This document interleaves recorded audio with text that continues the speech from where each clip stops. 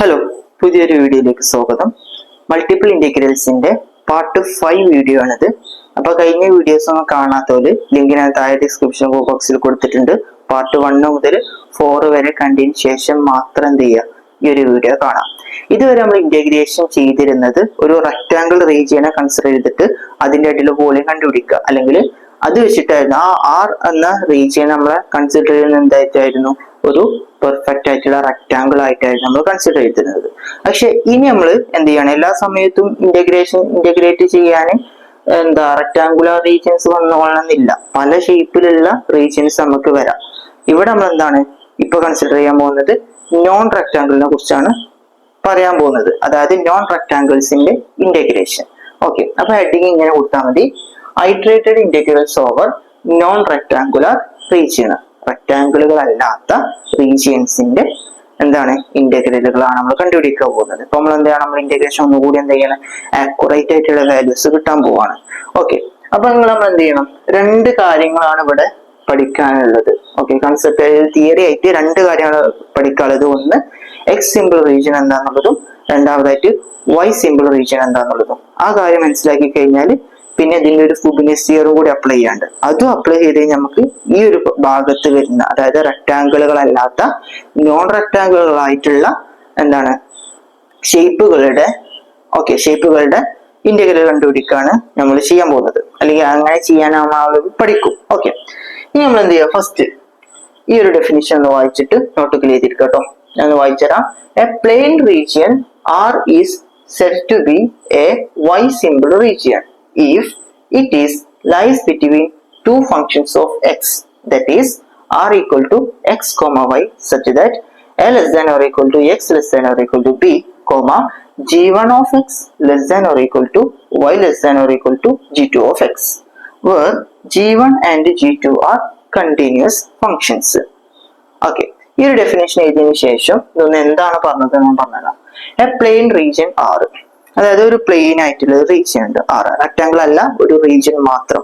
Okay, അങ്ങനെ region ഉണ്ട്. ഇപ്പൊ ഇങ്ങനെ റീജിയൻ ആയിട്ട് കൺസിഡർ ചെയ്തോളൂ. ഇപ്പൊ ഈ രണ്ട് സൈഡും പാരലൽ ആണെന്നുണ്ടെങ്കിലും, ഓക്കെ, ഈ ഒരു റീജിയൻസ്, ഈ രണ്ട് റീജിയൻസ്, ഇവിടെ ഉള്ള കാണുന്ന ഈ രണ്ട് റീജിയൻസ് എന്തല്ല, കുറച്ചൊക്കെ കെർവും മടക്കും വളവൊക്കെ ഉള്ള സാധനമാണ്.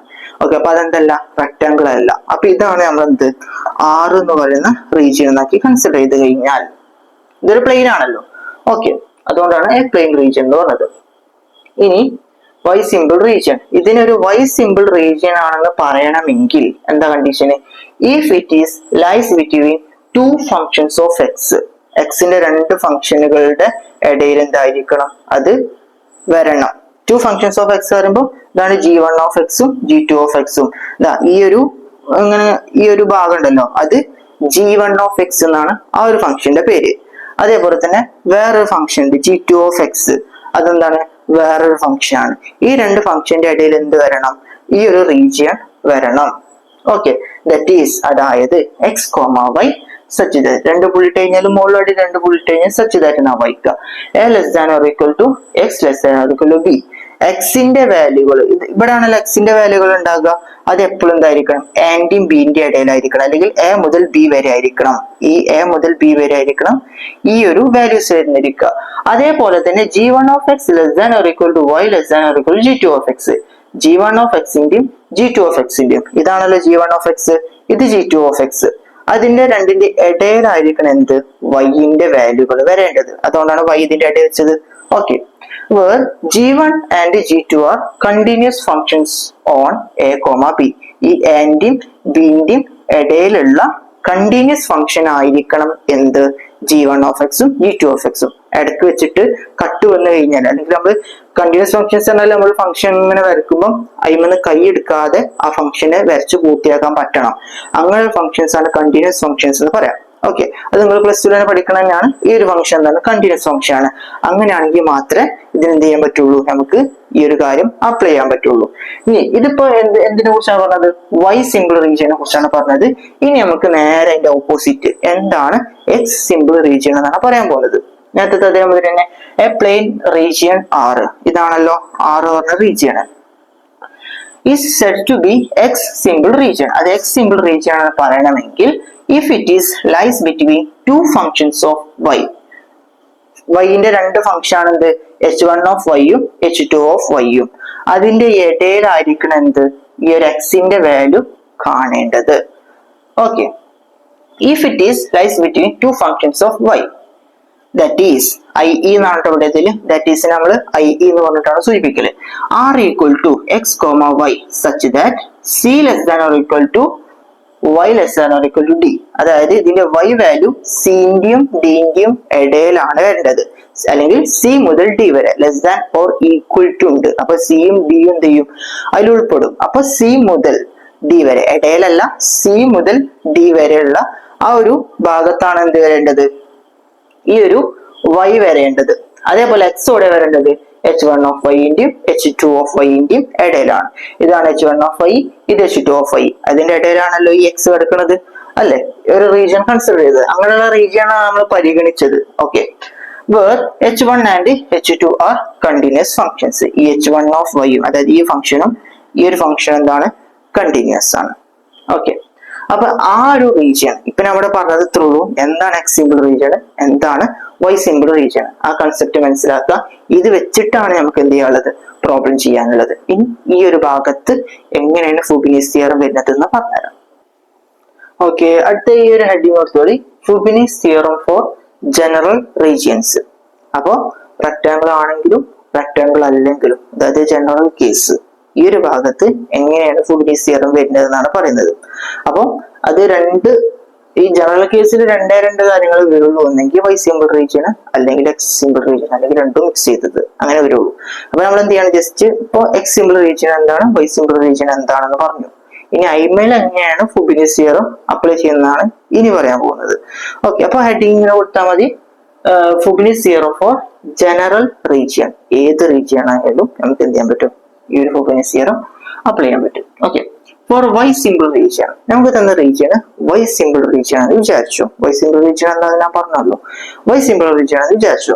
അങ്ങനെയാണെന്നുണ്ടെങ്കിൽ double integral over R F of X comma Y D A equal to A to B, integral from A to B and integral from g1 of X to g2 of X F of X comma Y D Y D X ആയിരിക്കും.